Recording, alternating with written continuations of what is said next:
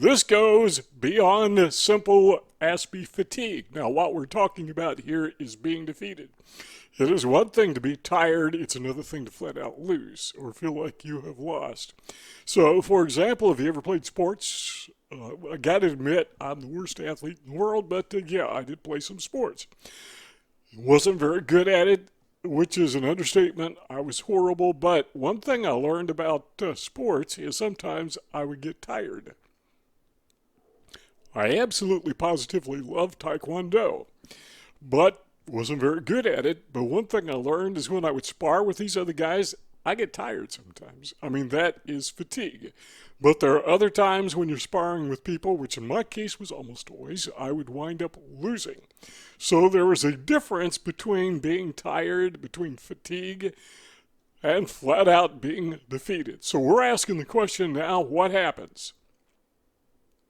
Or more specifically, why? Do Aspies get defeated? And number one is because we have experienced, most of us, a lifetime of stress. Now, if you are a person with Asperger syndrome, if you are on the autism spectrum, if you're high functioning autistic, I can almost guarantee you that you've had more stress in your life than you deserved.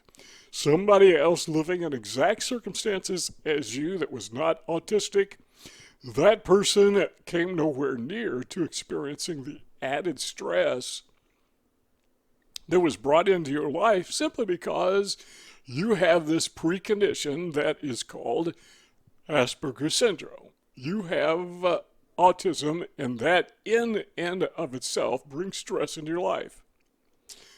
That's not the way we're supposed to be made. Now, in the animal kingdom, there are times when critters face stress. Let's say that you are a mouse and you're just kind of walking along, minding your own business, and you see a cat. Okay, now the mouse, if you're a mouse, you are going to experience significant stress. It is there for a reason. It is to make you think, this is dangerous. I'm going to have to either fight this cat, who's about 500 times bigger than me, or I need to get out of here. The question is, what are you going to do? Well, if you're a smart mouse, you're going to get out of there. But the point is, stress is intended to be something that is very temporary. But not so with humans. We do all kinds of things that cause stress, shouldn't even be there. If you live in an urban area, you drive to work every morning, you get into traffic and you're late for work, you are experiencing stress not supposed to be there. I mean, that stress is when you're out hunting and you're facing a mountain lion. Okay, now you need that stress. That's what it's there for. So your body produces a hormone rather, called a cortisol, and that is there to make you react, make you respond. Well, what happens when you live a life of stress? It's like there's always a mountain lion in your life ready to eat you. Well, that means that your body is perpetually, continually producing that hormone called cortisol. That is not healthy. But you have lived a lifetime of stress, and because of that, now you are in a position where you are defeated. It has just torn you down. Another reason Aspies are defeated is because of negative relationships. And most of these things fit in the umbrella of number one. Think of number one as a box, and now we're unpackaging it. So number two is negative relationships, in other words, people problems. So as an Aspie, let me ask you this. Have you ever had people problems? Your answer is, that's a stupid question. That just comes with it. A part of having Asperger syndrome, a part of having autism. People don't understand you. People think you're weird. People take advantage of you. People will sometimes bully you. Some people, just for the fun of it, hurt you. They go out of their way to dominate you because, well, they see you as an easy target, right? So you have had these, what we call people problems, and that has led to your defeat. By the way, got to say this while I'm thinking of it, you don't have to stay defeated. We're just explaining why it happens, not that you have to stay there. Number 3 is what I call life transitions. When I was a kid, maybe 3rd grade, my parents temporarily moved into another house. After my grandmother died, we moved into grandmother's house. Then we moved back for whatever reason. But during that transition, they enrolled me in a new school. And it was a little bit stressful marching off to that new school. Now, fortunately, very fortunately, my classmates in the new school were, I can't say they were very accepting, but, they weren't bullies. They weren't saying, here's a new kid, let's pick on him. None of that happened whatsoever. But from listening to other people, that is unusual. So you go to these new situations in life, like a kid going off to a new school, and that's stressful. And when you face that over and over and over again, that becomes something that beats you down until you're defeated. So, how many jobs have you held in your life? If you're a person with Asperger syndrome, one of the things that I have learned is it's hard to keep a 9-to-5, conventional job. Fortunately, I was able to figure out a way to make money as a self-employed individual, so I didn't have to put up with that after, maybe the age of 30 or whatever. But when you go through life and you change jobs every 6 months, and then eventually you get to the point where nobody will hire you, it's kind of like a new kid enrolling in school. Only instead of a kid, you're an adult going to a new workplace. And the trauma starts all over again. And because you have Asperger syndrome, you are extremely self-conscious. And you are extremely, you have these extreme feelings of imminent failure, of rejection. You have extreme low self-esteem, and everybody else reads that. And so you move into that new job, and, sometimes it's immediate. Sometimes, it could take a day or two. But other people figure out this is somebody we can beat up on and feel good about it. Doesn't matter how good you are at your job. All of that doesn't matter. What matters is the social dynamic. You know what I'm talking about if you have Asperger syndrome. What that does is that will defeat you. We call these things collectively life transitions. Number 4 is neglecting psychological health. Now, what you are doing right now is the exact opposite of this. You are not neglecting your psychological health, your mental health, because you're watching this video. You're trying to be uplifted. You're trying to learn. You're trying to make things better for your life. That is exactly what you should be doing. But a lot of people with Asperger syndrome, they neglect their mental health. And sometimes there's some good reasons for that. For example, throughout most of my life, I had no idea what Asperger syndrome was. I didn't know. I've heard of autism, but I really didn't know what it was. I saw the movie Rain Man. Okay, that's not me. I've got some of those traits. I can see them now. I couldn't see them then, but this was like a foreign concept. I didn't really understand it. It was something that some people had that, was out there, but I had no particular interest in it, even though I myself had autism. All right, so with that in mind, you can't seek, or you don't seek help for something you don't know you had. So I would go through my high school years, my college years, my early adult years, even into middle age, and you may be able to identify this, and if you can, maybe leave a comment that says, yeah, I got you, I identify with that. But I would go through these experiences where I would have deep depression,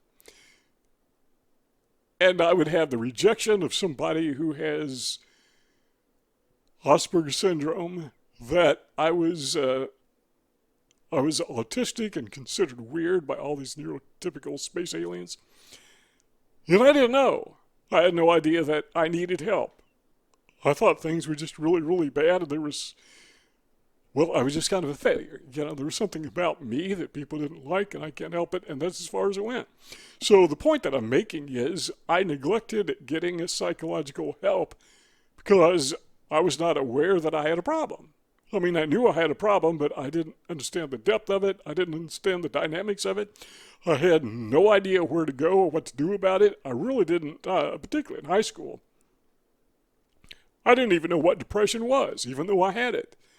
Weird. But, how do you solve a problem you don't know you have, even though you have it? Does that make sense? So, neglecting psychological health is one way for you to be defeated.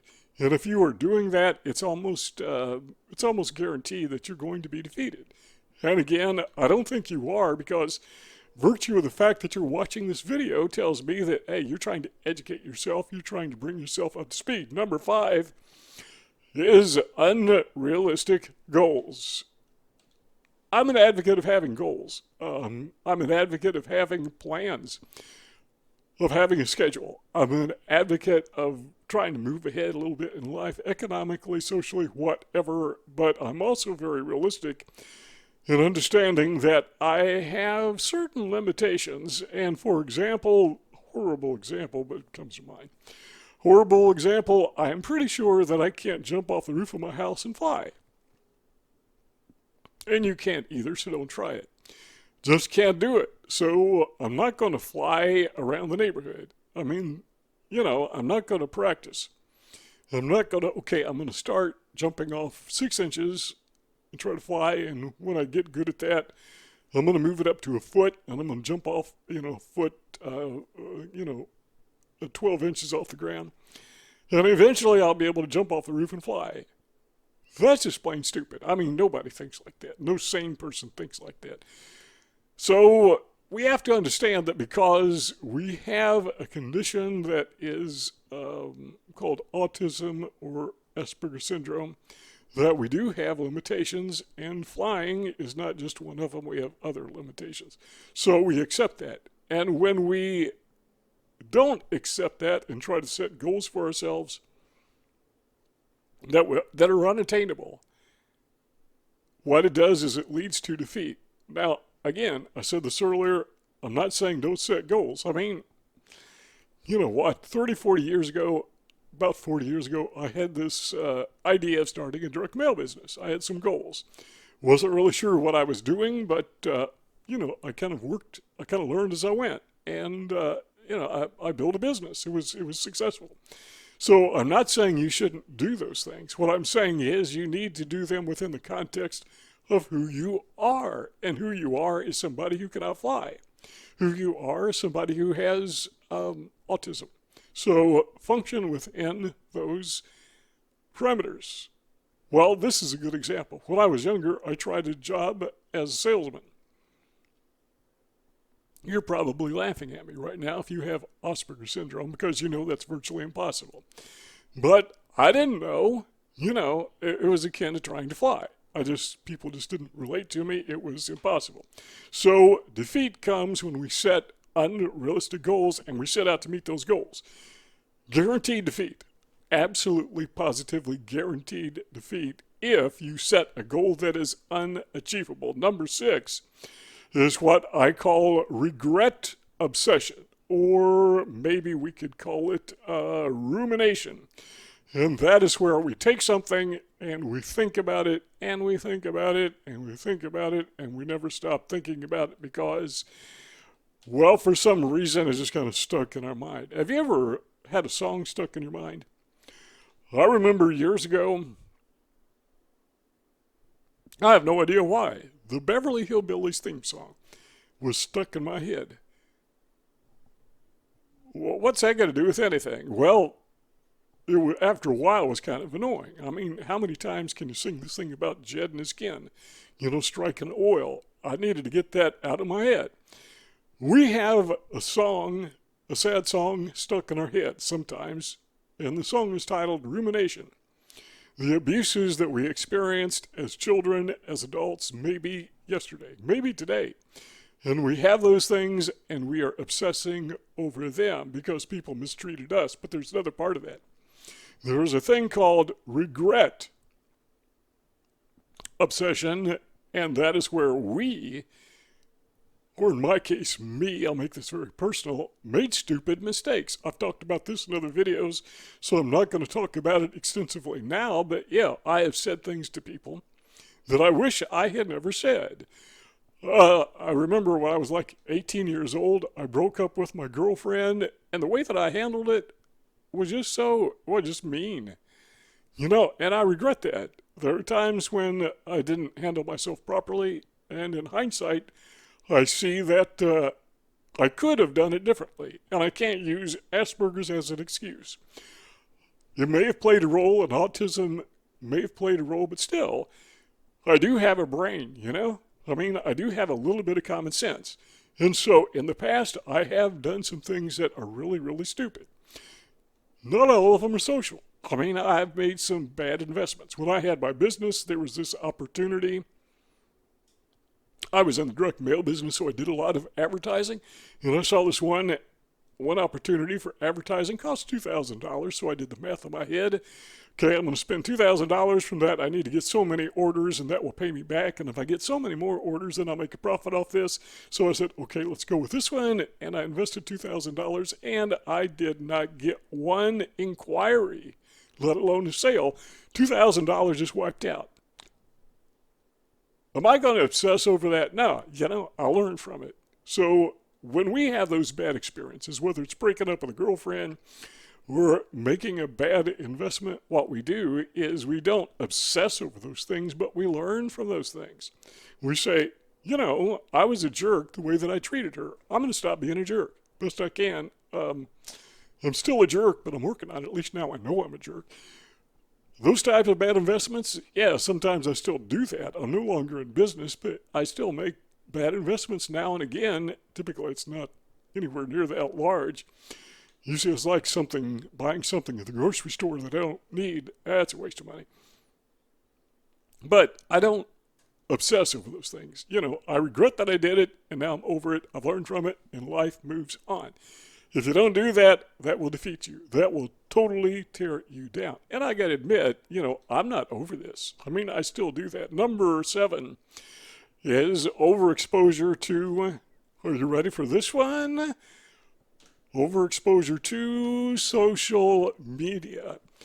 I was just thinking about this yesterday. I think maybe I'll close my Facebook account because, quite frankly, it's driving me nuts. I spend too much time on Facebook. And most of the people on Facebook, I don't even know these people. Now, the reason that I don't do it is because on Facebook, I've made some really good friends. And some of these people, I never would have met them had it not been for Facebook.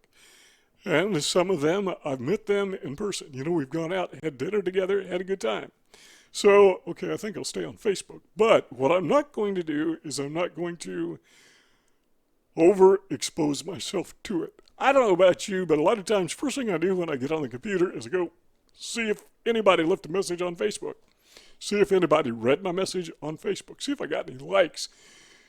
Why am I doing that? That is not my life. That is like a surrogate life. That is a replacement life. And what happens is your life is defeated when you replace it. So if you take your life and you replace it with Facebook or some other social media platform, nothing wrong with those platforms. Nothing wrong. In fact, I think social media is good. Because, particularly for people with Asperger syndrome, because we get to meet other people with Asperger syndrome, other people who are autistic, and we get to meet people who are not. And we have social interactions that we would never have otherwise. But what we're talking about is overexposure, where that becomes a replacement for reality. That becomes our life. It's kind of like a kid, that spends his whole day playing video games. He never experienced his life. When I was a kid, there was no such thing as video games. We had bicycles, that's pretty much it, I guess. We had bicycles. Kids who were into sports, they had baseball bats and football helmets, but I wasn't into sports. So, that was my life. But kids today, many of them, not all of them, thank goodness, but many of them, they have replaced their life with video games. And there's nothing wrong with video games, by the way. In fact, they can be very educational. Kids learn a lot from those things. But if they obsess over them.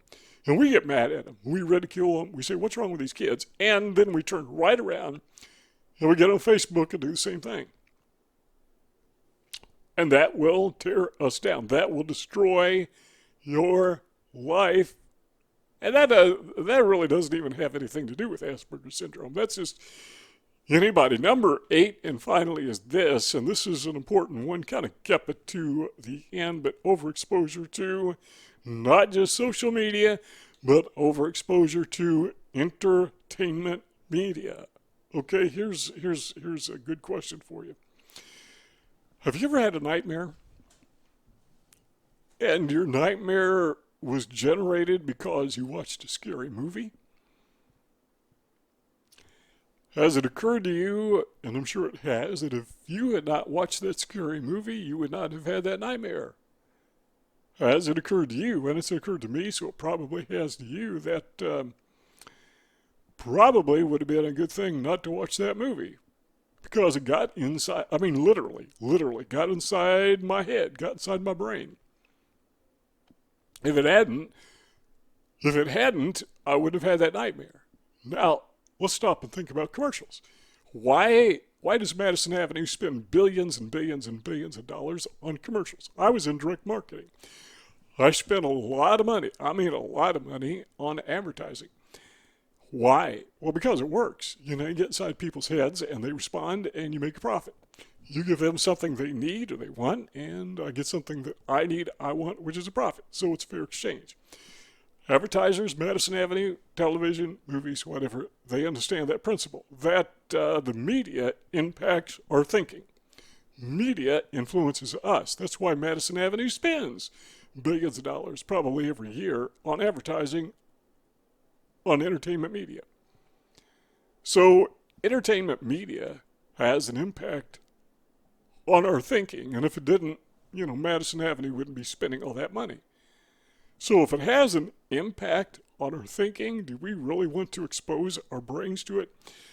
Everybody, I think all of us, we are so overconfident. We are so, I'm going to use the word arrogant, that we think we can sit around, watch a movie, watch television, and it has no impact on our thinking processes whatsoever because, we're just objective and we know it's just a show. It's all make-believe. It's all done in Hollywood somewhere or somewhere like Hollywood. We cognitively know that. We are not impacted by it. In our arrogance, we're assuming this. You're just wrong. We are just wrong when we think that way. So one of the things I believe that defeats those of us with Asperger syndrome, and like number 7, it's not just people who have autism, but everybody. One of the things that defeats us, a rational, logical, sane thinking, just defeats us, in part wipes us out, is overexposure to entertainment media. And when I talk about entertainment media, I'm talking about movies, television. Anytime you're sitting alone in a room or maybe with your family members and you have this glow in the corner of the television or maybe something, I'm showing my age. I don't think people watch television anymore. They watch their devices. But anyhow, we're exposing our brain to something that somebody wrote and somebody performed, and they are influencing us and they are impacting us, and we are pretending they're not. That's destructive. That is flat out destructive. So we need to face the reality that, there are destructive things in our lives as Aspies. We need to know what those are. We need to come to terms with them. We need to face them head on. You see those 2 rectangles on the screen? If you want this conversation to continue, we encourage you to click on one of those 2 rectangles and we keep on talking. If not, thanks for stopping by and we'll see y'all next time.